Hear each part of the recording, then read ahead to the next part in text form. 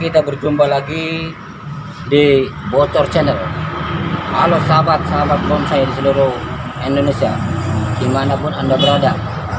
Kali ini kita berada di rumahnya salah satu pemilik bonsai kelapa. Nah, ini salah satu koleksi-koleksinya ya.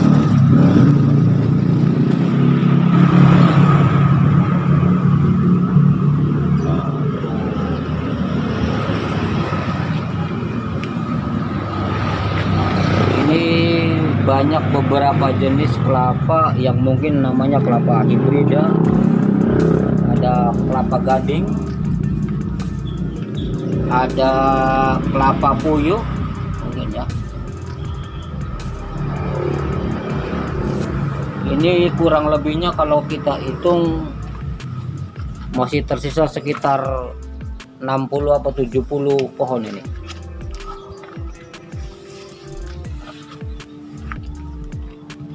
Nah, ini pohon kelapa yang sudah di pruning, Pak, bahasanya ini di pruning, dan saya pun belum tahu ini apa maksud dan tujuannya di seperti ini nih, karena saya pun belum tahu banyak tentang penguasaan tentang teknik membonsai kelapa ini. Ya, itu nanti untuk lebih jelasnya ya tanya-tanya nanti. Kita ada wawancara sedikit sama pemiliknya, saya usahakan ya. Oh, shopping dulu berarti.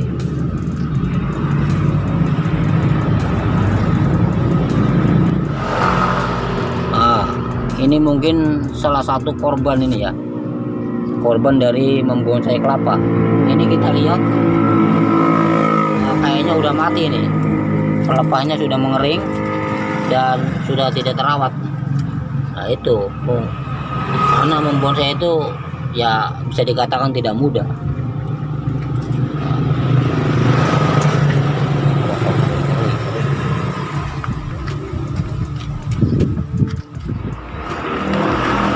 Dan ini salah satu contoh bonsai kelapa yang sudah disayat ataupun juga sudah dibentuk sedemikian rupa. Ada beberapa macam jenis pohon kelapa yang dibonsai oleh Bapak Duding. Akarnya juga sudah berkarakter, sudah melingkar. Begitupun juga batangnya sudah membonggol seperti botol. Dipersilakan untuk yang mau belajar ataupun juga membudidayakan bonsai kelapa ini, datang saja ke sini yang beralamat di Compreng, Subang, dan bisa belajar melalui media.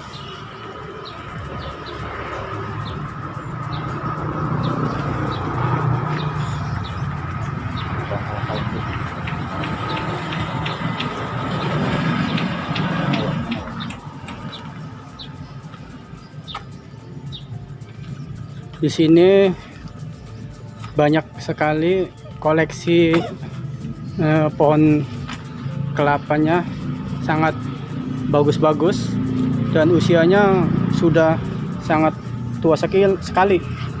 Itu antara usianya 20 tahun sampai 30 tahun. Ini salah satu contoh pohon kelapa yang bercabang dua, koleksi dari Bapak Duding. Ini sudah disayat dan kalau orang sini namanya belaraknya sudah dipotong biar menarik dan bagus.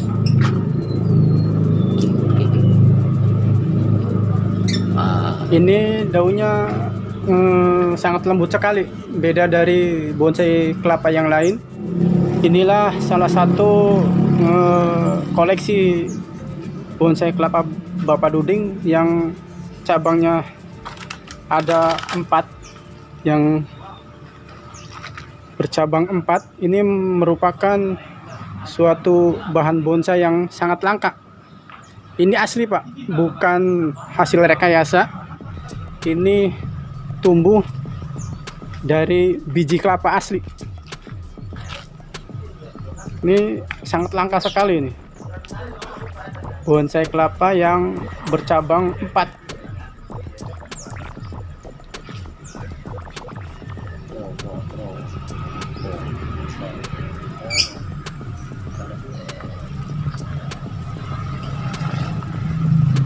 Mungkin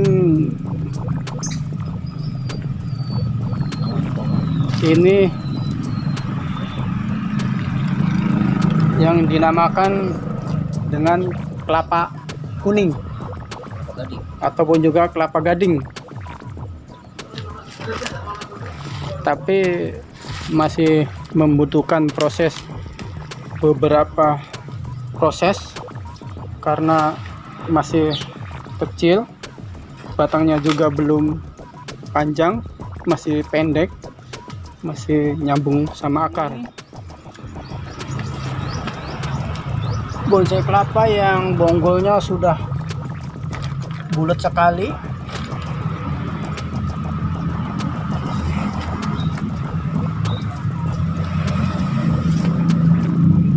Tuh.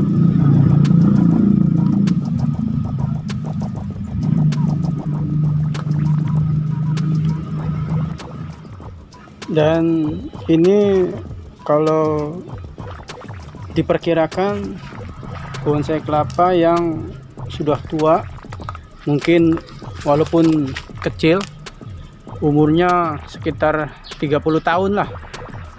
30 tahun bisa lebih, karena Bapak Duding mengkoleksi bonsai kelapa ini semenjak masih sekolah SD. Sekarang sudah punya anak berapa ya? Sekitar 4. Sekarang sudah punya anak 4, bayangkan sudah berapa tahun. Ini hasil bonsai kelapa yang sudah disayat dan dipotong daunnya supaya jangan terlalu panjang, dirapihin.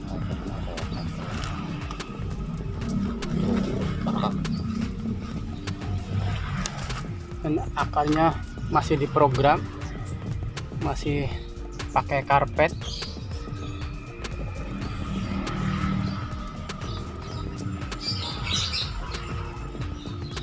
Gimana Bapak Mamun? Gimana pendapat Bapak Mamun atas koleksi bonsai kelapanya Bapak Duding? Ya, untuk sementara ini saya belum menemukan bonsai kelapa yang bagus-bagus seperti ini. Ini salah satu koleksinya juga ini Pak Duding ini. Lihat aja, dari karakter batangnya sudah pecah-pecah. Ya, kurang lebih 25 sampai 30 tahun ini usianya. Dan Bapak Duding ini beralamat di Desa Kompreng, Kabupaten Subang.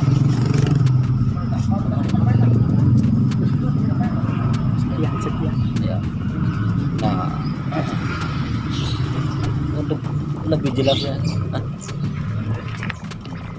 jelasnya lagi, nanti kita akan adakan bincang-bincang sedikit dengan Bapak Duding mengenai bonsai kelapa yang dia miliki. Pada hari ini kita kumpul, duduk sambil ngopi bersama, sambil nyantai-nyantai di rumahnya Bapak Duding. Bapak Duding, program untuk nanam bonsai itu dimulai tahun berapa?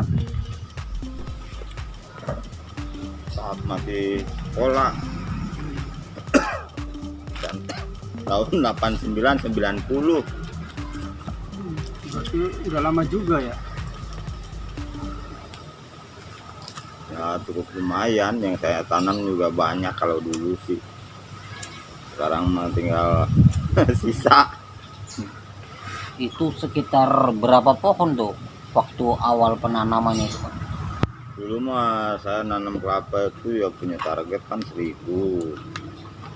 Nah itu pas udah numbuh, karena saya juga punya kepentingan lain, tinggal kerja. pulang ya kira-kira tinggal 500-an, 200 batang itu yang ukuran di atas 2 jengkal.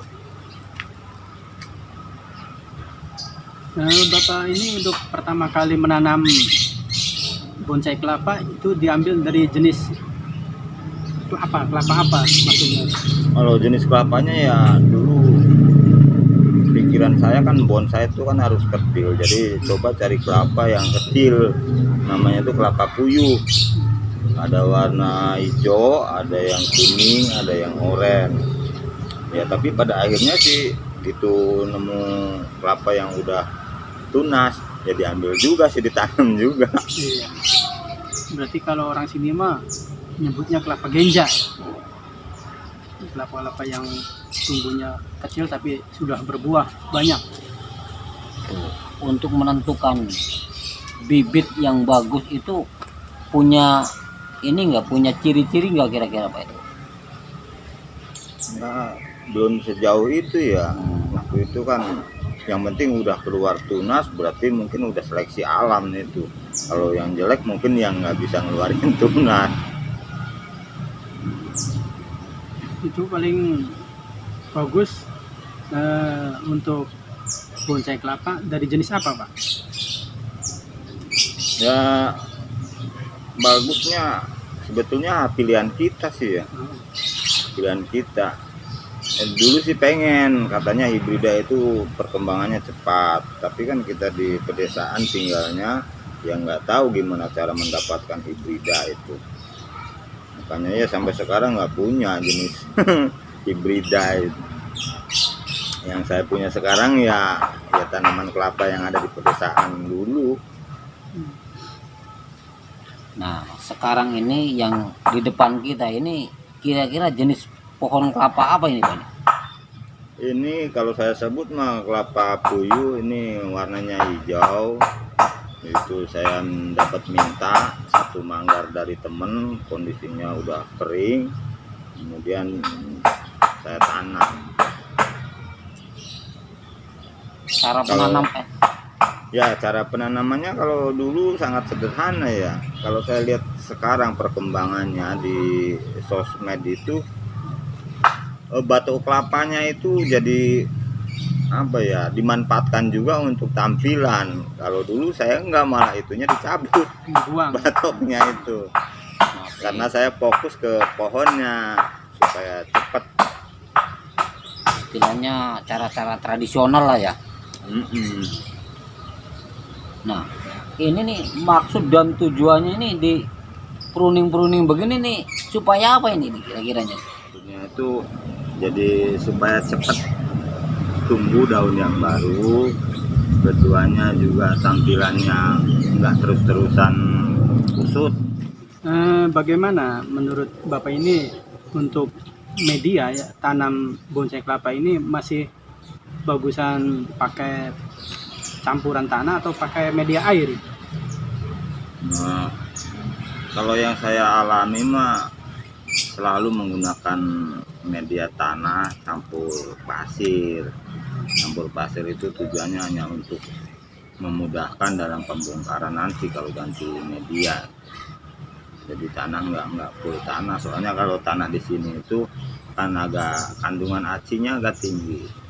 Jadi saat membongkar keras, itu bisa mengganggu perakaran. Jadi coba saya campur pasir, ya lebih banyak pasir sih dari tanahnya. Nah, pohon kelapa yang ada di depan saya ini kira-kira udah berumur berapa tahun ini Pak? Ya karena perawatannya sangat sederhana, pemupukan juga jarang dilakukan, terus penyiraman juga kadang 2 hari sekali, kadang 3 hari sekali. Ini kayaknya udah kisaran 10 ya. 10 tahunan. 10 tahun. Kelapa itu kalau yang lebih sederhana lagi rawatannya, itu teman saya terjadi 5 tahun masih kipri. Tuh, pengen nampil pohon sedikit aja nggak dapat. Itu karena mungkin kurang siram apa bagaimana itu ya? Karena perawatannya sangat sederhana.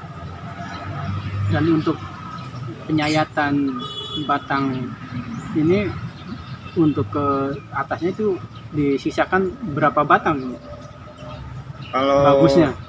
untuk pelepah daun kelapa ya rata-rata itu kalau saya tuh jumlahnya paling nggak jauh-jauh 7 sampai 10 pelepah. Itu yang bagus itu ya nyampe 11, tapi saya juga pernah ngalamin itu sampai 15 Disisain. dengan kuncupnya nih, yang di tengah ini kan kuncupnya. Kondisinya ya pendek seperti ini, tapi kalau ini kan masih dapat motong. Iya, iya.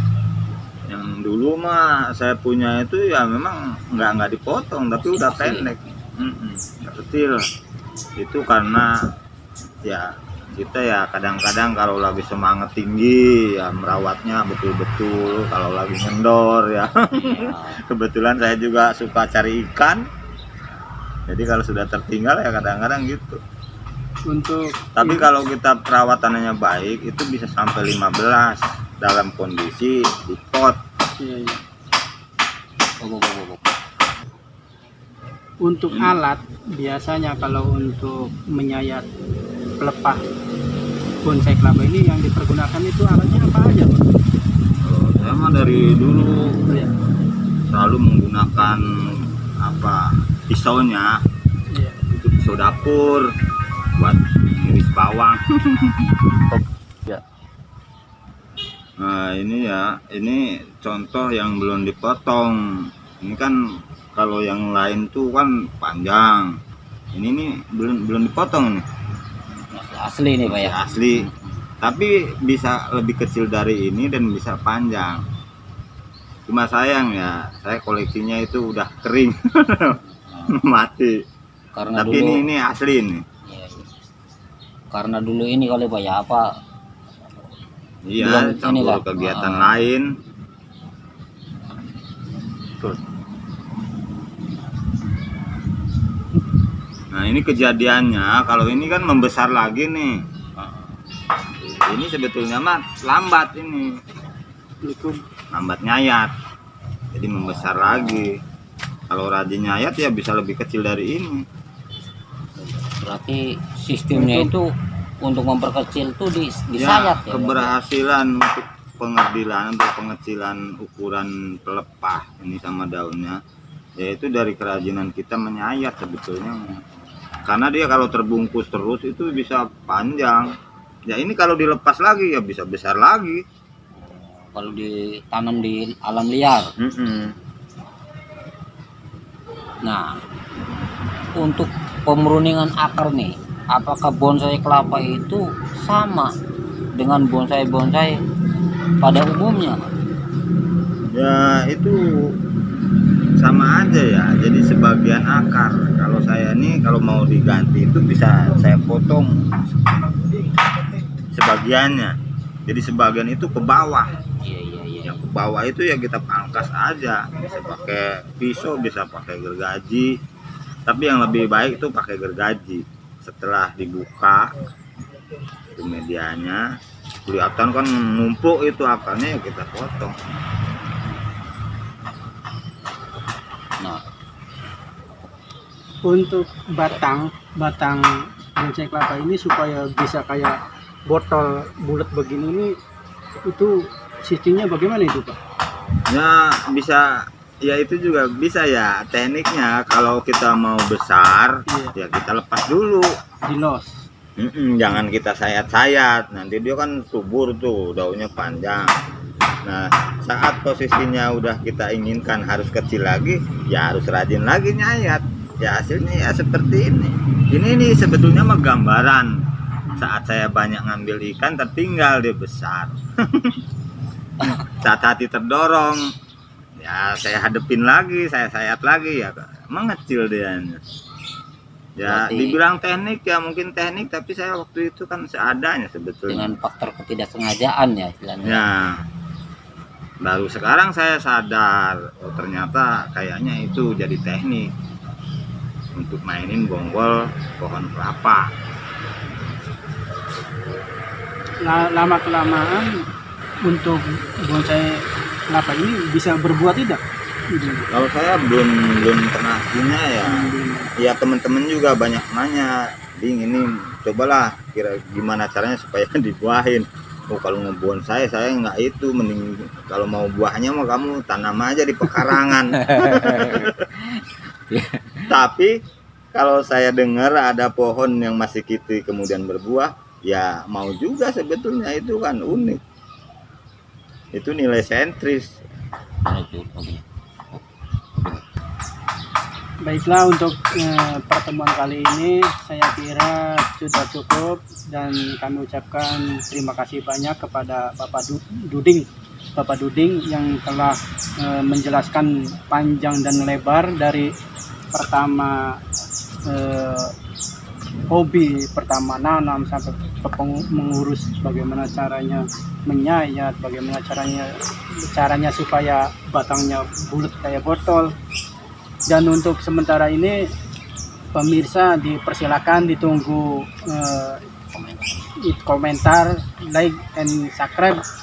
Dan untuk sementara cukup sekian, dan dilanjutkan untuk episode yang akan datang. Terima kasih. Wassalamualaikum warahmatullahi wabarakatuh.